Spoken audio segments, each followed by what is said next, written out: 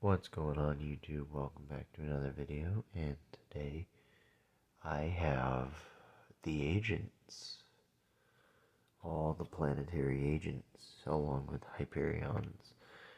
Um, this is a budget variant of the deck. Um,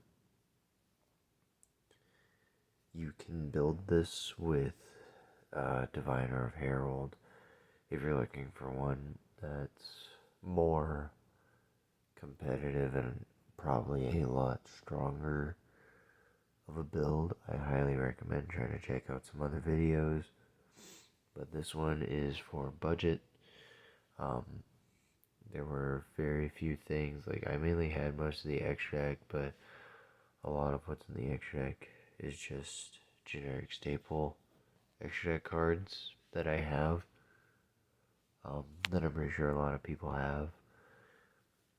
And then the only stuff I already had for the main deck was like Sanctuary the Sky and a couple of the other cards for the main deck. I literally ordered like everything in here that's an ultra rare in the main deck. I ordered, um, and it was $22.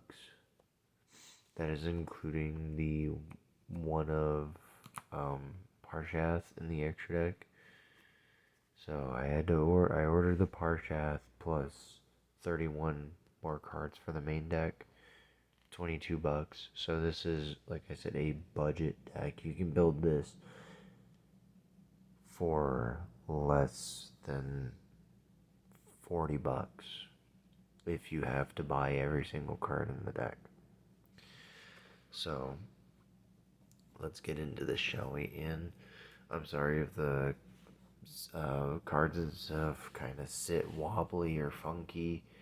I'm recording on my bed because I'm going to bed after I'm done recording this video, because it is like 2:30 in the morning while I'm recording and my allergies are not being very kind. So, starting us off, we have 3 copies of the Agent Neptune. Neptune is the only reason why I made this deck. If this card did not release recently, I would not be doing this profile. But Neptune, you can discard him to special summon a agent monster from your hand or graveyard, or if Sanctuary in the Sky is on the field, you can special summon a Hyperion monster instead. And then a monster summoned by its effect cannot be tributed until the end of your opponent's turn. And then if Neptune is banished, you can add a Sanctuary in the Sky from your deck to your hand. So this is one of your many ways to get into your Sanctuary in the Sky. We are running multiple routes into Sanctuary in the Sky. This next card is not one of them. Technically this next card is one of them. It is 3 copies of the Agent of Mystery Earth. Earth, whenever it is normal summon, can add the agent monster from your deck to your hand, which can be your Neptune. And then if Sanctuary in the Sky is on the board, it specifically searches for Master Hyperion. It has to search Master Hyperion and it's only when normal summoned. So it searches into your engine pieces, it searches you into your combo starters, and it's a really good card just to kind of have. It searches you starters and extenders, so this is both a starter and an extender. Next, we're running 3 Venus. In the more expensive builds, as far as I've seen, there's nobody playing Venus with the Shine Balls. Which, yes, I am playing 3 Mystic Shine Ball, but we'll see them after I get through all of the agents. simply because I believe Diviner of the Herald takes this slot, and then there's other cards that they play in the Shine Ball slots that are just better.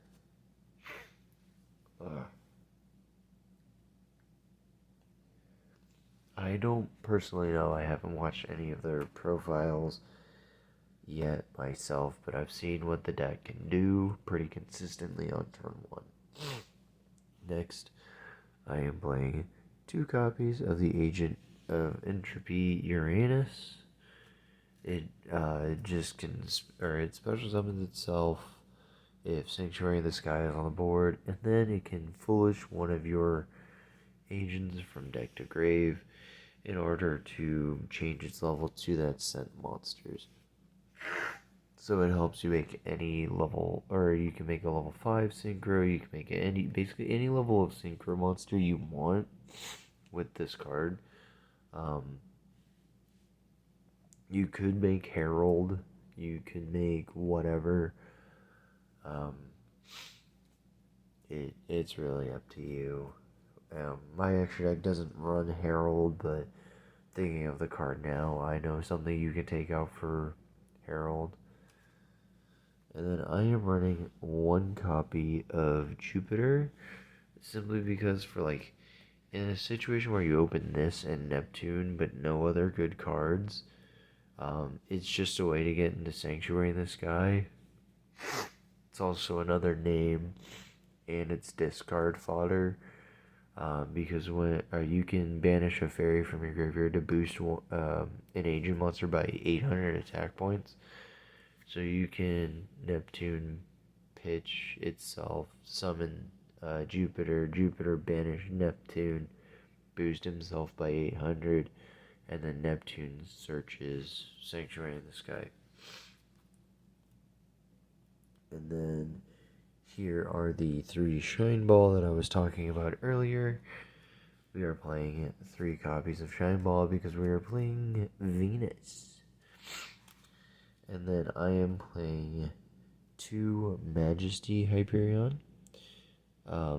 He can special summon himself from your hand or graveyard by banishing a fairy from your hand, field, or graveyard.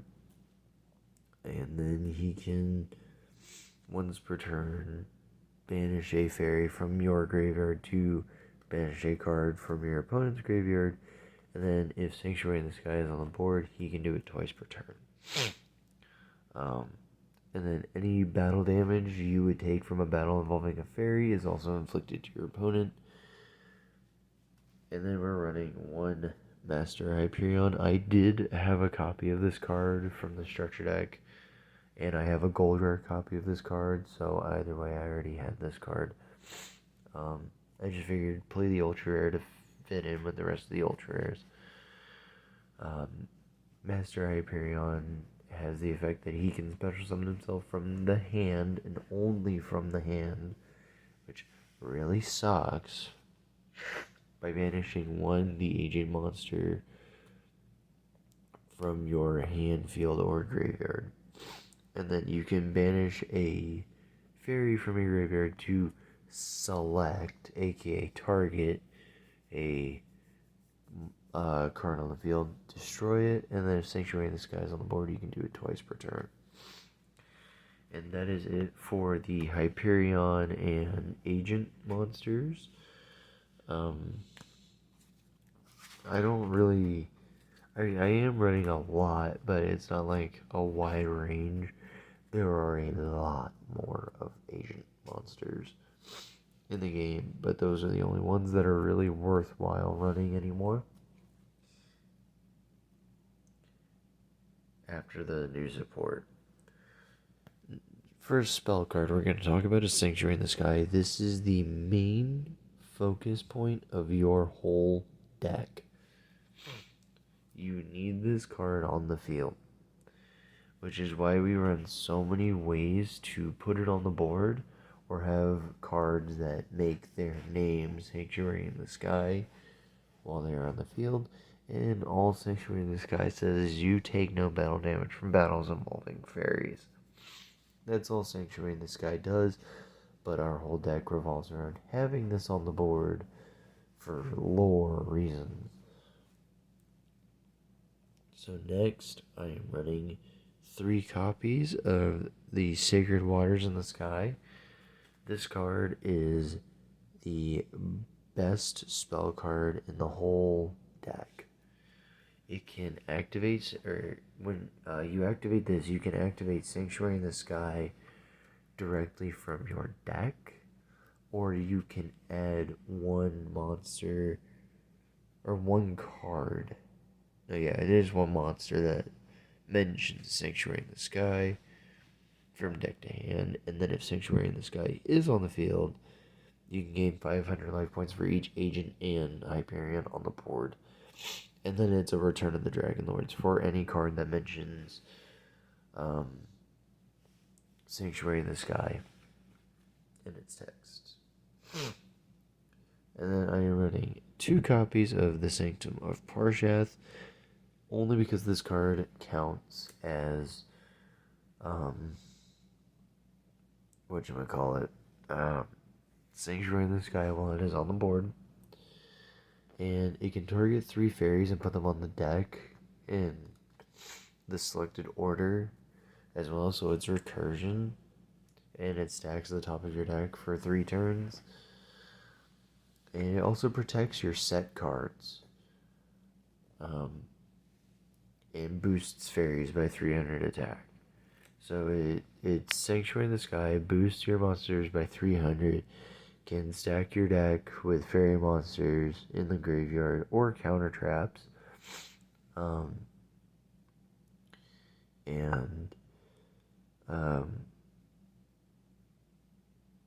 That's for, and protects your set cards. It's a really good card.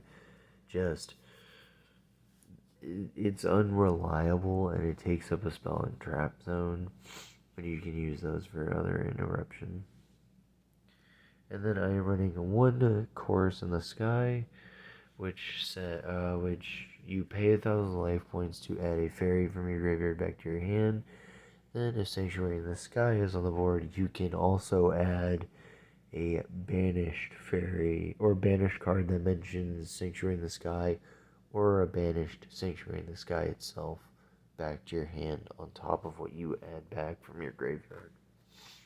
Ooh, I just smacked my camera. My bad. And that is it for the Sanctuary in the Sky spells. Now for the traps, we are running 3 Divine Punishment, because this deck, my build kind of wants to go first. I've actually had a board where I ended with a pretty cool board, without opening Earth, so this deck is pretty good, or for a budget version. So we're playing 3 Divine Punishment. It's an Omni Negate if Sanctuary in the Sky is on the board. And then we are playing 1 Fallen Sanctuary. This is another card that counts as Sanctuary in the Sky while it's on the board, but when it's activated, you get to set Sanctuary in the Sky or a spell trap that mentions Sanctuary in the Sky in its text. So you can flip this up, set a Divine Punishment. It cannot be activated the same turn you set it, but still, it searches Divine Punishment.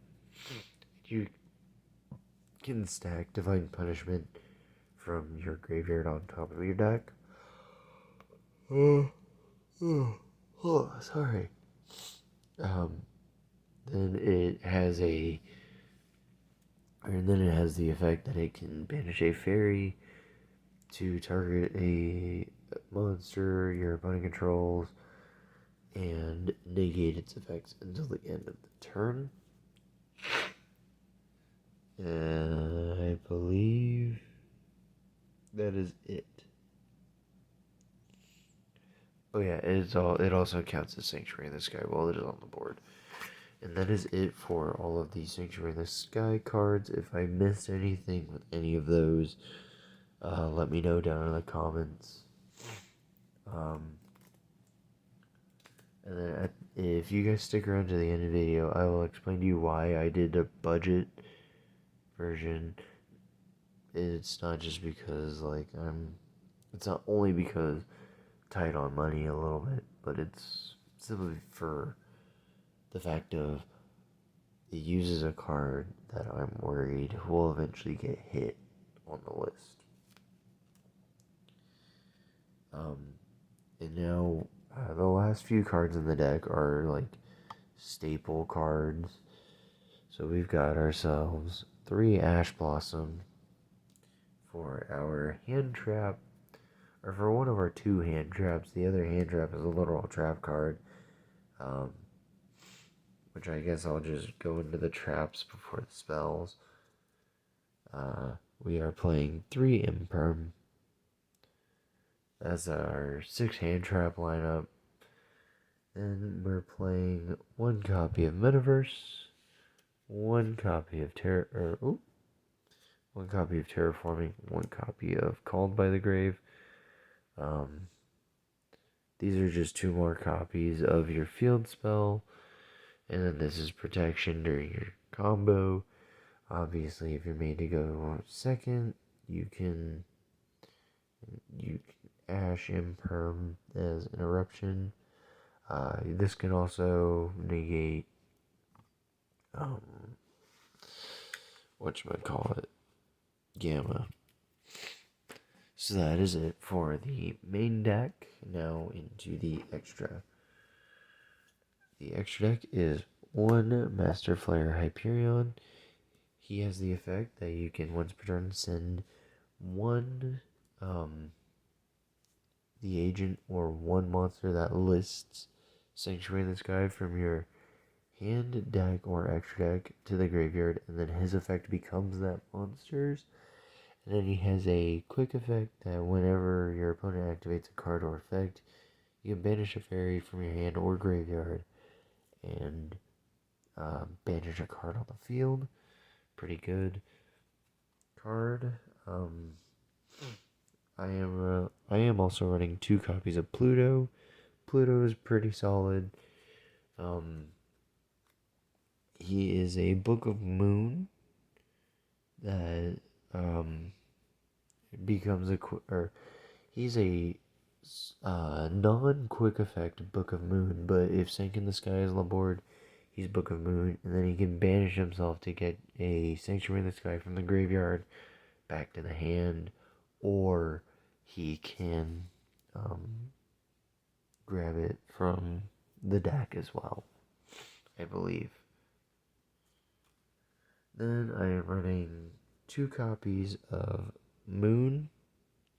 Moon, whenever she is summoned, can foolish a agent or Hyperion monster from the deck to the graveyard. And then if Sanctuary in the Sky is on the board, she searches for Earth, and she can tribute a fairy to pop a card on the field. Then the target you will send with Master Flare most of the time is Celestial Knight Parshath, because he mentions Sanctuary in the Sky in his text, and he can send cards that mention Sanctuary in the Sky in their text. So, Parshath has the effect you can discard a card to add a fairy from your deck to the hand if Sanctuary in the Sky is on board. If not, you can add Sanctuary in the Sky from your deck to your hand by discarding a card. So, as you can see, there's multiple routes into Sanctuary in the Sky. And that is really the only notable part of this card. It has a floating effect that when one of your fairies is killed, you can summon another one from your hand with the same level. I don't think it really won't come up. And you can hard summon this. It's just 2+ fairies. So you can make this with Venus alone. And then with the 3rd Shine Ball, get Parshath. Then we are running Link Spider for any Nibiru's or for leftover Shine Balls. 1 Almirage for our slow hands. This can technically be Herald. And I am running a Nightmare package of Cerberus, Phoenix, Unicorn, Griffin because that's how flexible the extra deck is. And then I'm also running one Apollousa. You can make this thing with 3 materials, which is really, really nice. Just having 3 monster negates. And then I'm running Boral Sword for OTK potential. I have done test hands with this deck. If you guys want to see a combo video, let me know. And the reason why I'm probably not going to make the more expensive version of this deck is because Diviner is $70 a card, which is a little expensive. And by a little, I mean very. And with how good Diviner is, I'm worried that it's going to get hit on the list and I'm going to waste $210 on a card just for it to get hit on the next Forbidden and Limited list. And I will have wasted that money. So, to save myself the money, I made a budget deck. And to help you guys save money, I made the budget version of this deck. So like I said, if you guys want to see combo videos or a combo video for this deck, I will definitely do that. I will 100% do that for you guys.